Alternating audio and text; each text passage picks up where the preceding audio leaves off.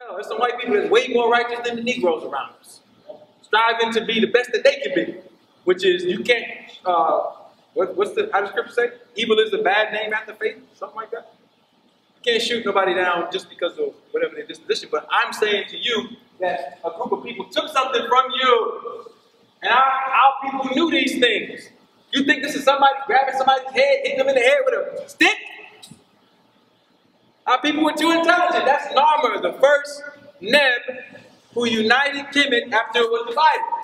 And they called that the first dynasty, but it couldn't have been the first dynasty because there was a war going on. That's the first one that they identified. And this matches the constellation Orion, which you find stone settings for Orion deep in the middle of Chad and the Congo. So our people knew magic. We lost it. The switch is off. We got to turn it back on. All right? So the messenger said we must have a new government, a new ruler, and a teacher of that new government, since it is not patterned after the order of the old government. Not patterned. How you gonna come up in here with white folks' philosophies from white universities that help black people or indigenous people solve their problems? Those institutions were not made to solve your problems. You can go there and become an architect, an engineer, great. But how are you going to start your business? Don't mean you're not going to make a lot of money. But there's better ways to do those things now. Why not consult with people who could do better? But you're going to go to a university to become a nurse so you can go around all day and pump drugs into people and kill them softly? Everybody got to do what they got to do, but we have to create the available options for our people so they have an option. So we can't point fingers at them and say, look what you're doing. I'm conscious, you're not. And they're going to say, well, where am I going to work at? Y'all got any help institutions? Oh, we don't deal with that. We just deal with black consciousness. All right, I'm coming to you. We just deal with black consciousness. We just read books. We're going to build institutions for them. We about to go meet Asar in the hereafter. All right? So we need to look at these things. Now, let's come to this. You're going to study ancient history? You're going to study ancient history? Let me break something down to you. If you don't know something about commerce and government, you don't know nothing. And the people who say they can read all this stuff, they don't know nothing about it. There's no way they know about it. Because every letter is telling you what went on in the system. Amun was not a god. The title Amun was a title for a governor, someone who executed government. And every letter of what's up here is dealing with commerce. So let's look at it. Let's look at some of the words. Let's take the title Amun, which is right here. This is the letter, this is the letter, and there's a letter under here that represents the word Amun. All right, here we go.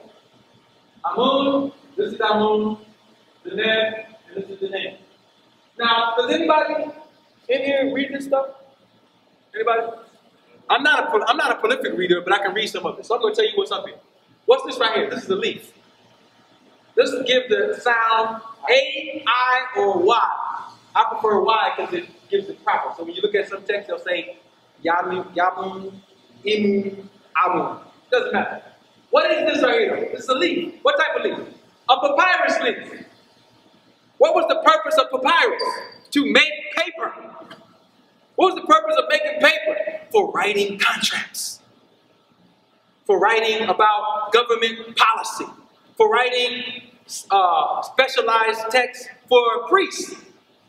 The priests preferred to write in stone when they were doing certain things that were sacred. But when they were doing day-to-day transactions, they wrote in the hieratic and the Demotic script. You got a contract for this, a contract for that.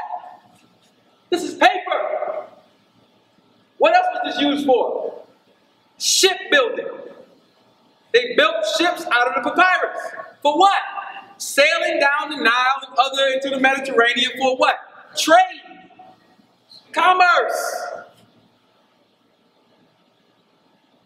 You got museums, you think they went sightseeing like, hey, look, that was built 3,000 years ago. We just think they were just sitting there, oh, sorry, I can't wait to meet you. It was a real civilization. Imhotep. I can't wait to get to the afterlife. We don't even know if they believed in that. That's what white people told us. We know they had some type of belief system, but it's all being translated by white people. But let's just be sensible. All right? If they're going to put stuff up here, it has to mean something sensible. So we pour libations, right? Do you know why libations were made in Kemetic? It was to associate with the wealth of the Nile deity Happy, to ensure that the Nile every year would flood, because if the Nile didn't flood every year, they had no food. They'd be starving. There'll be no trade, no commerce, no contracts. That would be a stock market crash 3,000 years ago. Famine. Yeah. So I'm trying to say how people were sensible. They dealt with agriculture, trade, paper, contracts. We talk about the 42 laws of Maya. I'm going to show you. So I'm trying to show you. So you see, the reed for the contracts, the paper, the shipbuilding, they even made the tips of them into salad as a food delicacy. So this is real stuff, man. And they got the bark getting in the ship on the water. So who is our moon? Our moon was the trustee for the nation. The word, when you come to the Semitic word, let's say if you want to write it in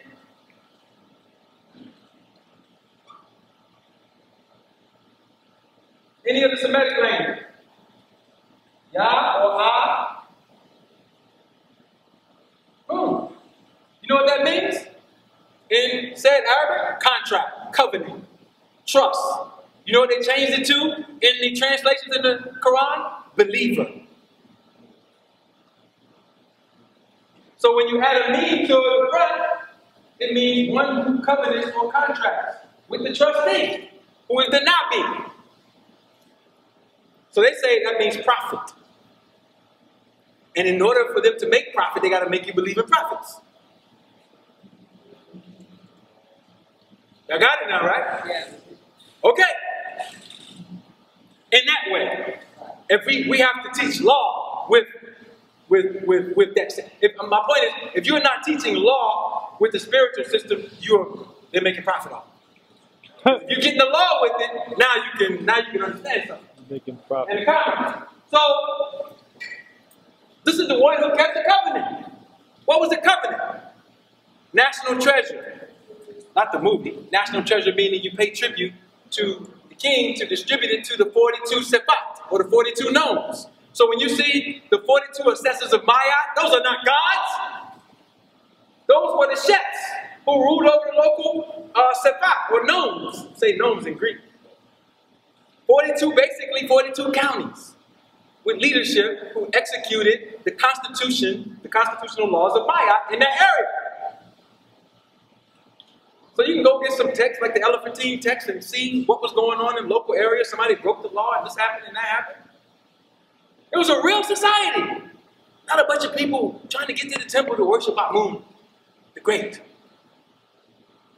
That's what we believe. Because we was taught about Jesus. Right? And we're going to get saved. All right? So we got it. 42 nomes of Sefat were jurisdictions. I don't have the picture of the 42 assessors of Maya, but you can look it up. Look up 42 assessors of Maya, and you'll see people sitting in the stance above the scales, and you got the scales of justice, you got Thoth on one side, you got Maya, and you got the leaf being weighed. Why is the leaf, the feather of Maya, and you got your heart there? Negro, you violated a contract. And we weighing your heart to see whether you have denied your right to follow the Constitution that's here on this land. And if those scales tipping, then we're going to get you. And the Pharaoh wasn't playing. Well, I can't use the word Pharaoh because they didn't, but the Neb wasn't playing. There was no reason to. Because society was shaped around the concept of everyone having their just due. All right? At least in some instances. All right? So look, you have Hatshepsut uniting with Amun. What does that mean? You about to go have a sex party with the god or something? What does that mean? No! Hatshepsut became Amun. She became the trustee. She became the executor of Maya with her local authorities who were chefs. She had the word chef in her name. All right? So when you think about the concept of how government shaped their form throughout the world, all you got to go back and look at our classical civilizations, and you will see the context for all world governments today. So that's what we should be studying. I don't want to hear about all these crazy concepts from Egyptologists. I want to hear about what it means today. That means that every local jurisdiction should have a tribunal to deal with issues. That's it. And if you don't have the tribunal, you violate the Constitution. Not let's go pray about it. We do that before and after. But while the matter is on the point, we got to deal with the matter. All right? So, Hatshepsut, united with our men, she is taking on the rulership to execute the Mayatic constitution. That's what our people need. They don't need belief in fake politicians. It's not going to work. Our people have been trying to vote their way into some type of salvation, and it's not working. So whether you vote now for a said black man or even vote a woman, man, it don't matter. Right? Look at King Tut. So when we read this, some people say that this says Nesut or Sultan. All right? Which just means the king. Sultan Sinna, the king's son. That's an S, that's N. Sinna, Ka, is what? His bodily son. Now, this is important. Why, if you're going to write a text, do you have to focus on the fact that he is your bodily son?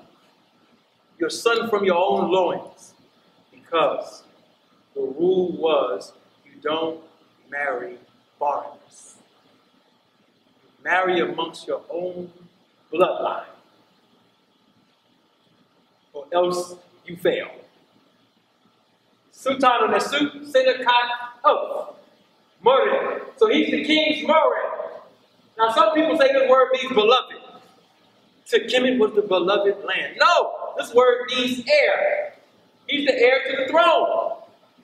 And you see his name right here. Tut, at this time, Aten. This is before he became, or switch back over to the he's taking on the name of his father. Alright? And then what was he though? He was the chef. Which means, before he became the Neb and the chief trustee, he had to function in one of the local nomes of Sefer to learn the system of rule. So now, I know different people give different interpretations for hieroglyphics for this, but why is he holding a flag? Huh? Flags represent jurisdiction. You wasn't waving that flag to no mystery god? Yeah. Exactly. Mystery, you can't pray to ancestors and make heads fall off. You can make sure you slice the head right with the right frequency, like giving honor to your ancestors, but somebody got to swing. Somebody got to swing. Oh, the ancestors going to take care of that. No, they're not. You got to take care of it in the name of your ancestors. That's what's happened to our people. We are spooked out. And we need to change that. Alright? So this is him. You see Narmer with the lower crown, which will be upward to us, closer to the Mediterranean. Alright? You got, what do you have here? Now look at the system of nationality and government. you have these staffs here, and what are they holding up? Look at what they have up there. You know what that is right there? That's a placenta. That's a womb. Why are they? This is the twat. This is the twat. All the way down by the volcanoes. All right? And why are they carrying a womb on the standard bearer? They're telling you again, nothing is more important than our children and our bloodline. And we are willing to make heads roll to defend it. Now, I'm not telling you to make physical heads rolls yet, but I'm saying you can chop some spiritual heads off. You can make these corpse heads roll off. These tax people roll off. Save yourself some wealth and reinvest it to your economy. All right? So there's all kinds of stuff here. I'm not going to go over all that. But I'm trying to show you, if you're studying history, do not study it without a context for now. You are wasting your time. Why read a book about something in the past if you're not going to use it today? How many people out here writing books out of vanity and ego? Writing books just so people can read them. Oh, this is a good subject. I'm going to talk about the 19th galaxy of Ilion L. Brother, you're going to give me a headache. I'm not trying to take away from people's greatness of heart. So you saw Hatshepsut, Amun was giving Hatshepsut the symbol. You know what the symbol is? This is the circle of bullets in the brain. The alt is in your head. The first cross. So how could Hatshepsut be a just ruler eating cheeseburgers? Or too much, they didn't have cows then. What was the animal? Aura. That's where the cow came from. The original cow came from something called aura. A plate full of flesh. You know what that would have done to the arterial system in the brain? It clogged it all up with animal fat. So one thing that our ancestors did when they showed imperial greatness is, when you look at the text, they were exercising nutrition to its fullest. When you open up the old kingdom mummies, all you see is plants inside of them. White folks are looking at it like, yo, this mummy looks like it's like 200 years old. Oh, let's open the intestines to see what they was eating. If there's anything left. Any fermented meat. Any alcohol in their system. Plants. Until invasion and drought. There was adjustment. Alright? So you have to keep your health up. Alright? In order to rule. Well, you can't see this. I'm going to show a slide that's a panel view. But this is Hatshepsut going to Tahuti, who's announcing the birth of a child. Notice, she is not laying on the table with her legs wide open, with people with masks around her.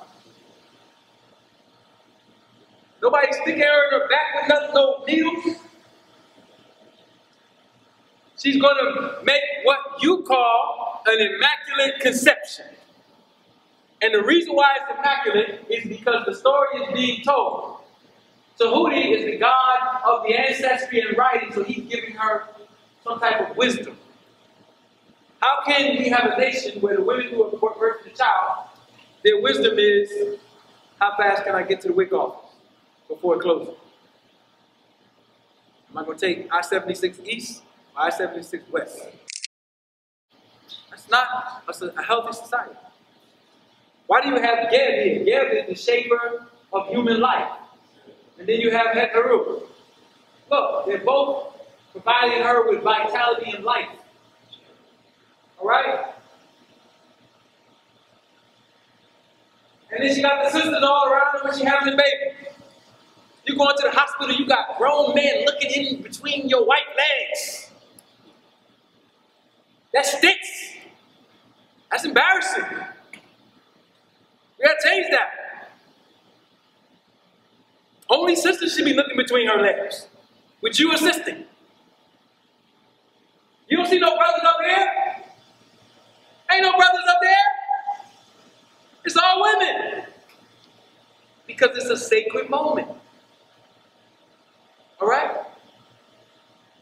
So what do? We form or help form an indigenous midwifery practice. So our sisters can have their children, if they're able to, in the best way, which is natural home birth. Anybody want to have a baby? We got a whole bunch of sisters that can help you do that naturally. Right. Except for the father. All right? And then when the child comes out, everybody's hailing the child. Not smacking it and sticking it in the leg for a vitamin K shot. So we start out with the wrong trustee. The wrong guy. Now the doctor is a guy. Hey, bro, we gotta shake his arms, make sure he's alive. The baby crying. Then they take it away from the mother and put it in this little cold room inside of a little incubator. We gotta warm the baby up, turn the heat up.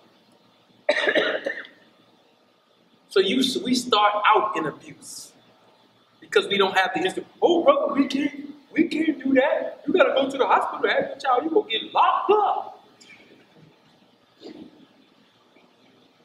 No, you form your own indigenous institution and you do it. You write your own contracts. We're doing it now. It don't mean we can't interface with society. We can still interface with society. We're doing it. All right, so these are all the panels. So we get a healthy birth. All right, so I just wanted to come. So now these are your children. Don't come up here telling me, oh, Sar is mine. Amun-Re is mine. Allah, Jehovah, Yahweh. No, these guys are your gods. The 21 CEOs who are the primary dealers to the Federal Reserve through the open market operations discount window. And what do? They form the IRS, they form the mortgage market, they form the energy market, the technology market. We ain't mad at them for doing that. Great job. You want to take care of your family? You should be doing that. Every human being has the right to exercise their excellence, and no one should be a hater. All we're saying is, if we get wiser, we're going to do wiser things. So I don't want to give these people my money. They got enough money. They're getting kickbacks every time you sign that, close on that mortgage. These folks. And if you check their history, they're Dutch, French, and British bloodlines.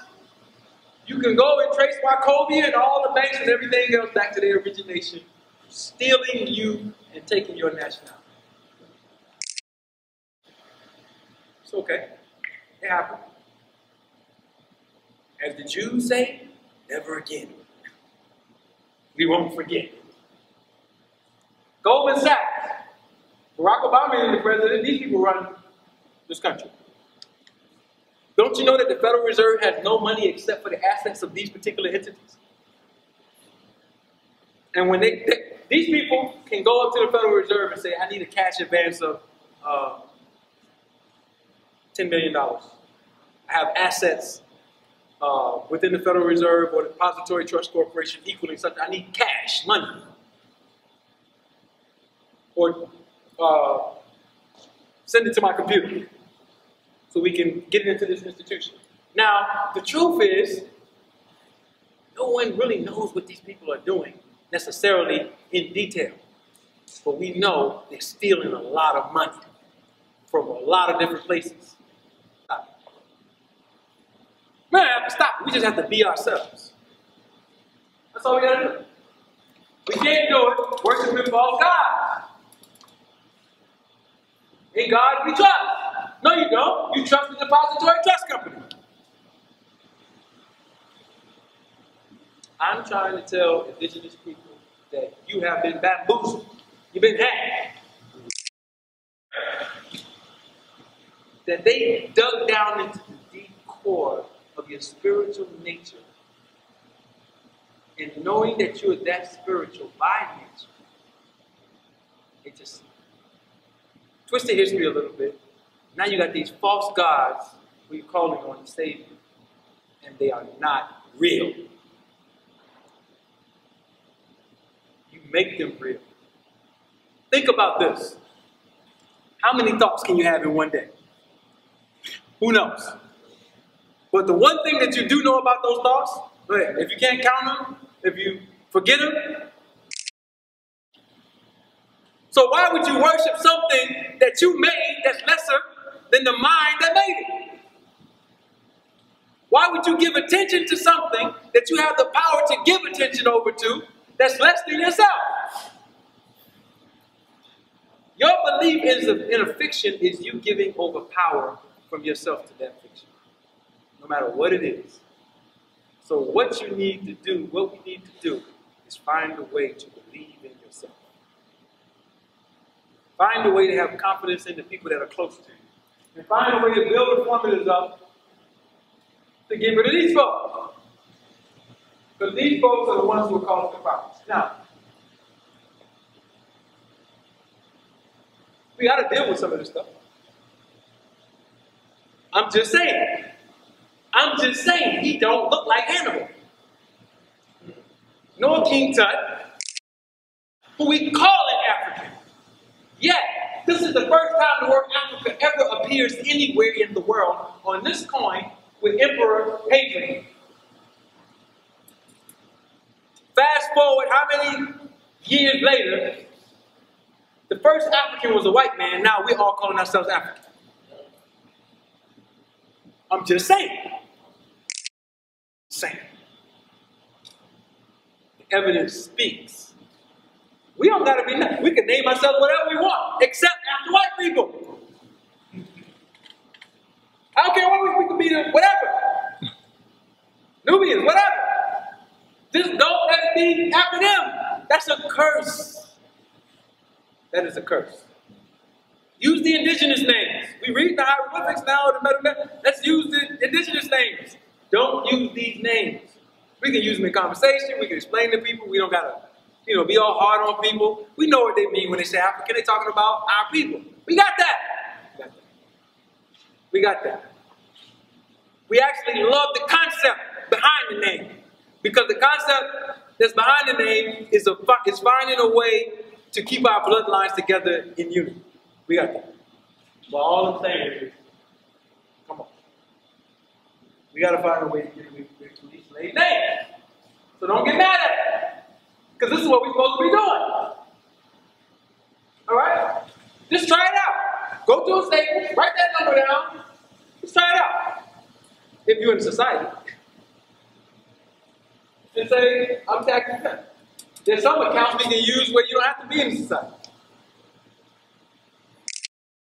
Imagine how many of our said African American people, when they're going to buy school stuff, school supplies, how much money they spending for school supplies?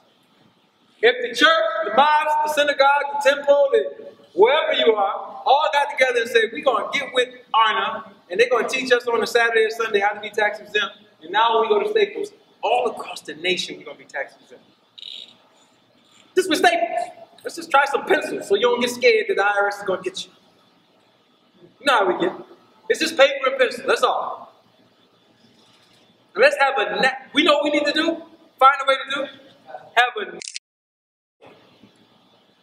one day, a national tax holiday where we take one of our accounts, post it on social media, everybody go to Home Depot and buy something for themselves tax exempt. Even if you don't have no national. Just one time in your life, be free. Step off the plantation, even if it's only for 5 yards. And you jump back over the gate. It's all right. Just get free one day. Then get back on the fence and go back over. In the other 364 days, we'll be waiting on you to figure out what you want to do. So we got to have government. Right? You should be studying this stuff. The Montevideo Conventions were held in 1933, and these were the parameters that they gave, not as mandatory qualification, but as general. Well, not an Aboriginal state, I put that. This is for a state. Permanent population, defined territory, government, and capacity to interest relations. All right? I wanted to show something. Oh, that's what I wanted. Because I was on this African thing. Oh, that's your boy. He's the problem. He's the problem. Now, what I want you to understand is that white people taught him. His professors were both Jewish. Franz Boas and Melville Herkowitz were his teachers. Here they are right here. Look at, I want you to read this. This is just a general Wikipedia entry for this man. This is a Jewish boy, right? Was an American anthropologist who firmly studies in American academia. Wow. What is a white Jew doing establishing African studies in academia? So now when you go to your African studies departments at Temple and all these other places, the founding curriculum format was laid down by a white Jew. Not one, it's several of them. He was just the founding one of them. All right? Melville J. Herkowitz, Library of African Studies. I want you to go find me the black. Go find it. They ain't going for that. They ain't going for that. Go find it. Ain't going for that. Why does he have a library? At Northwestern University, established in 1954, it's the largest separate collection of Africana studies in the world. Okay. This is another teacher, Franz Boas, another Jew. All right. So Boas was an anthropologist too. He spoke at his students' 1906 commencement at Atlanta University. Invited him. Now I'm going to show you how this thing works.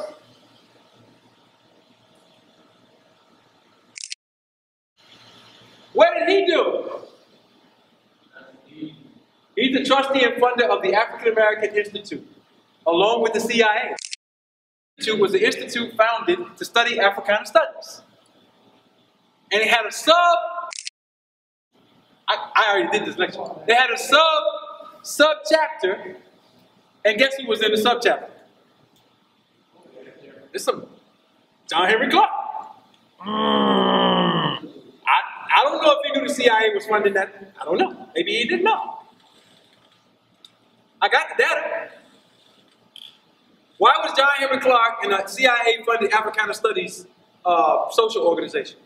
I'm just saying. A lot of what John Henry Clark says I agree with. A lot I don't. He never advocated any serious level of nationalism for our people. He advocated academic Africana studies, which is bullshit. You know why? Excuse me for cursing. You know why? Because it has absolutely no self-government paradigm to it. And I love John Henry Clark. But we gotta stop making books the way that we revolt. You can't revolt with no goddamn books, except to give you some information. How you gonna turn the revolution from Marcus Garvey into a university-controlled phenomenon? Where everybody who goes now wants to learn hieroglyphics and be a professor. In a white school that we don't own. They ain't the teachers of Marcus Garvey. So now W.E.B. Du Bois, who said Garvey looked like a monkey and was ugly and tried everything he could to subvert Marcus Garvey's movement, now the Pan-Africanists are following the W.E.B. Du Bois phenomenon and not Garvey. Because if you start talking about nationalism and nationality and stuff, they walking out the goddamn door. And they're going to kick you out. You can't stay talking that stuff in their organization. You're going to get out. I done been kicked out of the organizations, I know. And I got the record. I can't even go in the buildings no more. I ain't got to say. Some people already know. If I go up to the building, there's going to be security guards. They know you can't come in. I'm a Muslim. Why come in? I just want to pray. It's true, Ma.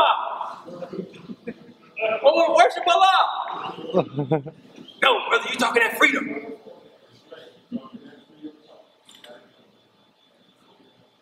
Arthur Krim was also the head of, what's the big movie company? Orion Movies. So he was all in Hollywood. Listen, so I'm closing this point. No, I'll leave it here. I'll close this point. We are not, as a people, not going to be successful if we just don't calm ourselves down and be serious about our situation. That's it. We don't have to be anti-anybody. Just be pro yourself. But we have to know what systems are against us and what's for us. And the only way we're going to know is by testing them. And we already tested this university bullshit.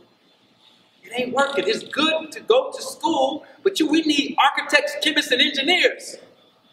What you going to white people to study African studies for? Just go to Africa. Go talk to the people who still live there.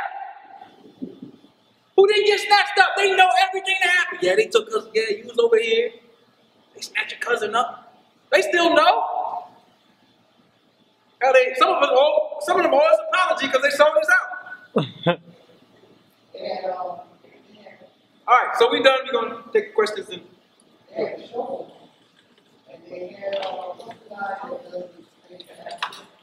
which one? A tour or something? Louis Gates. Louis Gates? Remember Louis Gates? He was in Africa and he was in one of the churches and he asked him, he said, he was asking him again, did your family make money off the slave trade? Right. Now, they spoke their language, so I don't know what he said. What they claimed was the translation was here, they made a lot of money. And it's fine. But I don't know what they were actually saying. Right. But they, if the translation was correct, it was yes, and we made a lot of money, like we still didn't know that. Oh yeah, yeah. If you go to the homie, Benin, some of these places where the Kingdom of Ouida and other places, they made a whole lot of money and built a whole lot of stuff, and it happened, unfortunately. We have to look at an analysis of that, but the whole point is, just because they look like it don't mean they for you. Everybody got to be checked.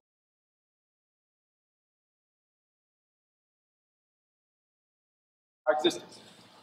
First question. Israel gets over $1 billion state-wise, and their museums here get millions of dollars. The Holocaust museums get millions of dollars of federal funding every year. So we have a part of our defense budget that goes to support Israel in that area to secure their political entity there. And that's tax dollars that, said Americans are paying into to help Israel protect its interests in that territory. And that's been happening since 1947. And it's not going to stop. There's a vested interest in keeping that area like it is, and that's just going to be a conflict. On the reptilians, my personal study with the concept of the reptilian concept, all of us should go back and study African history, because in our text we had these things discussed thoroughly. If you go back and study the cult of Neith, all right, and Sobek being an animal that was connected to Neith. Neith was a deity, or sometimes called Nut. N-E-I-T-H or N-U-T, Nut. All right, and there was a crocodile god or entity called Sobek. All right, if you study the Dogon, the amphibious discussion. I showed you a hieroglyphic up here of Numer, where you have the amphibious icon. Angels. Discussion. That's my position. It's a co-opted discussion, and it also leads into something about your anatomy and physiology. Specifically, more tailored towards the indigenous woman. I don't take the position that all of the discussion on the reptilians is bogus, because we have some shamans on the planet who talk about those particular things, and they talk about it in South Africa, and they say that this group of white people come from an older race of white people called the Shetuli. And the Shetuli feed off of chaotic energies, and they live underground. All right? And these particular Shetuli are said to be like almost reptilian-like. When you dig into a reptile's frame of thought, a reptile's frame of thought equals the base of the human brainstem. It's called the reptilian brainstem. And it deals with defense and dealing with threats. That's a very low level of operating.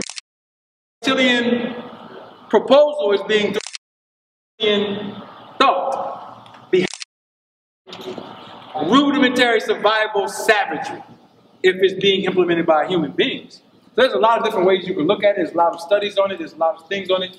But I think they co-opted it. And I'll even go as far as to say that on this planet, we have changed our anatomy so much that we used to give birth in an oviparous manner as opposed to the way that we give birth today.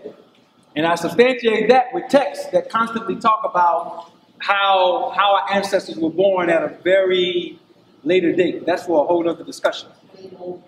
Oviparous is to be born not by uterine-born births, but to be born in some type of closed, either shell, egg, or closed compartment like a placenta, but in a waterborne environment. So when you talk about the ancient texts that talk about Atum Re and the marshes and the birth, there's a lot of validity to that if you look at the human anatomy biologically. Because you have something called the urogenital sinus that develops into a prostate or a uterus. And if it did not migrate and progress into that, it would be the same anatomy as a reptile giving birth to an egg that's a non-uterine born birth. So I don't know. There's a lot of discussion on that. You can take it away, but it's a lot of YouTubes and books and other things on the reptilians. Go ahead, man. What you said right there with the African history is so true. In the 70s, you know, when the whole Black Power movement and everything was civil rights and human rights happened, you know, I was in African studies class and had to go to a Jew by the name of Herbert Aptaker, who did a lot on Negro slavery books and everything, and he was also a communist back then, who was well known, and it was always a Jew that we had to deal with. And the same thing, can you explain too why the Star of David, who's controlling the money, is on our dollar bill? Oh yeah. If you look above the head of the eagle, you see the Mokron Daoud, which is said to be the Star of David. It's right above the eagle's head on the seal that they use. Right, exactly. A symbol that they may have taken from us, but they're using it because it represents something to them in regards to the political connection to Israel. Okay, you had a slide up there and had the glyph and the constellation of Orion. Yeah. Will we go back to it? Yeah, please.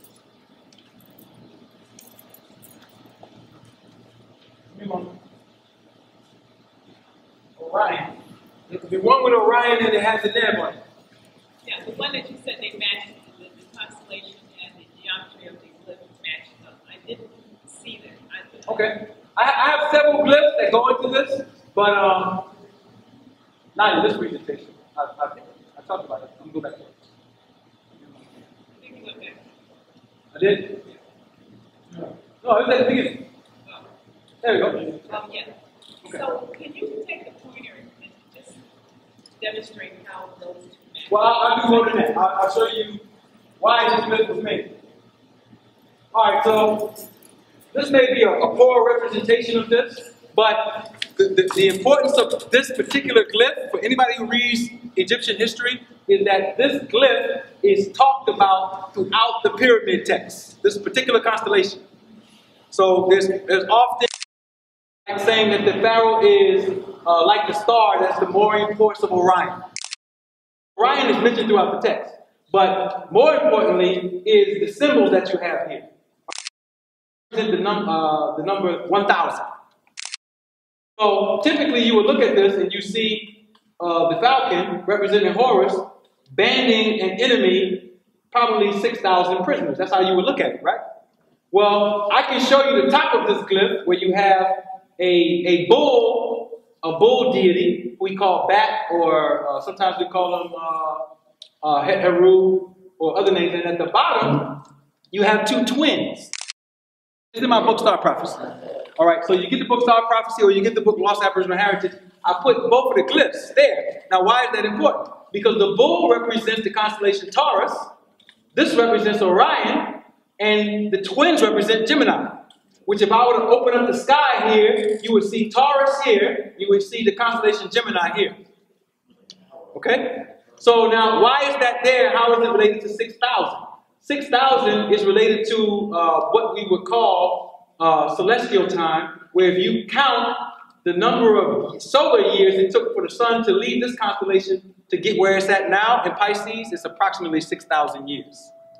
So this is more of a prophetic stele than anything. Now I know that those kind of words seem a little spooky. What does stele mean? Stele is epigraphy, a stone carving, an event. All right? But there's a larger portion. If you get the book Star Prophecy, it breaks it down. My point is our ancestors who were priests, who could see time, predicted something. And it has something to do with this little guy right here, who is standing behind him, who's a priest. But you see, what do you see right there? See that little star right there? With 7 petals? That's Saktet, or Sirius. All right? And Sirius is the brightest star in the sky. It's the star that was the basis of the Kemetic calendar. And the Egyptians and the Dogon have a prophecy about a star in Sirius that used to be the sun's twin. Now that star that used to be the sun's twin is no longer in the Sirius constellation. It's in our solar system. I wrote a whole book about it. So you have 2 stars in your solar system now, and NASA didn't tell you, and they're not going to tell you. But you can go online and look at the telescopes and go to a planetarium. Say it again? I did hear about the double sun, the twin sun concept. Yeah, it's up there. It's up there right now. And you can see it. You can go telescopes, you can go to a planetarium, and you have to put it in infrared mode because it's a dwarf black star. It's between the orbits of Venus and Earth, and it's located still at the 1st degree of Leo, under the lion's paw for you Masons. How about that? All right, so our people knew about this time. This time that we're going through right now, celestial time, this is why all this stuff is happening right now. This revolution is coming up. It's supposed to happen. So we're on time. If you're in this room, you're on time. If you're not in something like this, you're a little behind time and you need to get caught up. Speaking of time, do you feel that time is compressing? Well, I don't really believe in time like that. I use the word believe constricted because time is motion. Everything is moving, so time is relative to what you're moving on. Well, I guess what I'm saying is in a different rhythm, or it seems like. Well, the Earth, I think the Earth is speeding up a little bit. Yeah. Rotational wise and other things, but maybe speed up. Maybe we can calculate that. Yeah, so that's what that is. We're done. Oh, we got to do this. We got to do this. Went up. All right. And I was given a note to read, and this is correct, so I want to make sure we can't be racist as we don't control the resources. Because some people use the definition of being racist means you control resources and institutions, and you use those institutions and resources against another people based on their physical characteristics or race. So he was giving me an out. I can't be racist. I just got one thing to ask. Yes, the picture that you had with Washington. Yeah. Can you just put that up so I can take a picture of it? That'll be $5, brother. No, I'm just Yeah. The Mason's gonna get y'all take this picture. Huh? That's at the Blue Room in Philadelphia.